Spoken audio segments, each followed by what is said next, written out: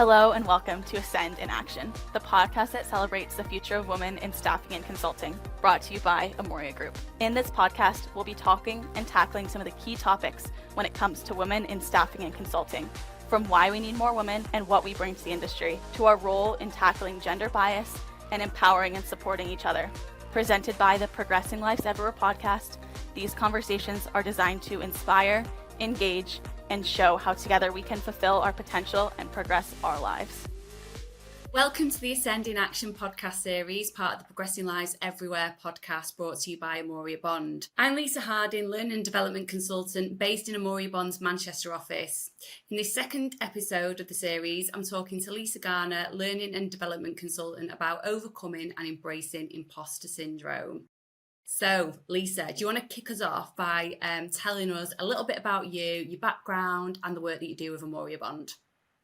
Yes, so I'm Lisa Garner, and I work as an L&D consultant with Amoria Bond and other organisations. I've specialised in being head of talent and head of L&D for many years in the recruitment industry, specialising in leadership and sales and recruitment, and also well-being, and lots of work on mindset over the years as well. So, Lisa, a lot of people will have heard of imposter syndrome, but for anyone who hasn't, what is imposter syndrome and where do you think it stems from? So imposter syndrome is the best way of describing it. It's like a feeling of being a fake in your own life. So it doesn't matter how successful you are, how qualified, how much experience, how well educated, regardless of any evidence in life that you are successful, you do not believe it with imposter syndrome. So, and obviously success is subjective anyway, isn't it? But it's a feeling that I am a fake, I'm a phony, I'm going to be exposed, like they're going to find me out. And almost like some of it is everything's a fluke, I'm only where I am because of luck and not on merit. And this underlying feeling that you just don't really deserve to be where you are and you're not good enough is how I would describe it.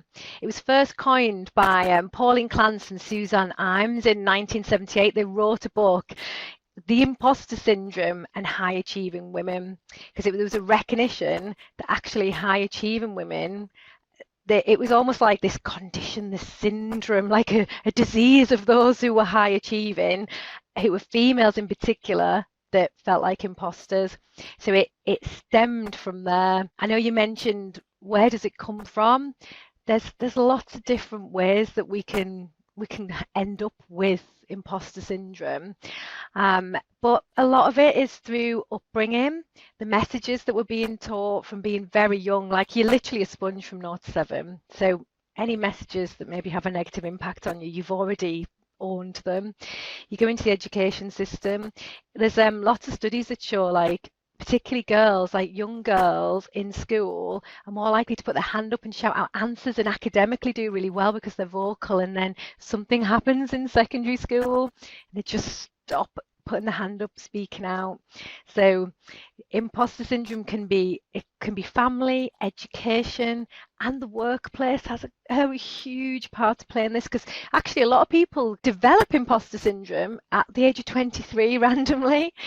I've been looking at some research in like the age of 23, which is a very sort of, I've just entered the workplace. So education, family, and the workplace and society in general has a lot of a part to play in it. Yeah, I mean, I'm really glad that I'm actually getting to take part in this podcast, because imposter syndrome is definitely something that I've experienced throughout my career. You know, I started my early career working in the travel industry. I actually worked in the travel industry for 18 years. And I was always one of the top sellers, and not just in my store, but in the region. I actually cringe in saying it, which says it all, really. Classic. But I always, classic. I always just put it down to, it's just luck. It just so happens, you know, I might get a family come in and sit in front of me in the book holiday. You know, it's just luck. Just look at the draw of who's sat in front of me. And then I left the travel industry and started my career in recruitment, and I worked in recruitment for 6 years. Wasn't really something that I wanted to get into or had ever thought about it. I think, you know, like a lot of people that start off their career in recruitment, they fell into it. Although I am noticing with a lot of the trainees that we get coming through our doors that people are now choosing it as a career, but I fell into it. And again, rocky couple of months, but then I just, excelled. And then I ended up being top biller for 4 consecutive years. And again, I just put it down to luck. I worked on a busy area. So it was just like, it was nothing that I was doing. It was just the area that I was on. And then fast forward, I leave my my role as a biller in recruitment and joined Amoria Bond.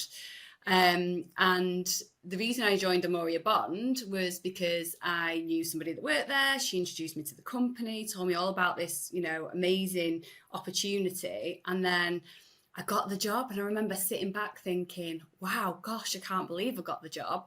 And then all of a sudden that voice in my head again was like, you've only got the job because you know somebody. So I've always, when I look back at my career, I've never put it down to I've been successful because of my own work that I've put into it, my hard work. It's always been just luck, and somebody's going to find out that I'm a fraud and I'm a fake and a phony. So all those things that you just mentioned there. Yeah, I'm really glad that you've mentioned that, because it just makes it more real, to hear like someone's actual lived experience. But when you said fall into recruitment, like Generation X always say that. So whenever you ask someone Gen X, like how they got into recruitment, they're like, I fell into recruitment. It was like an accident.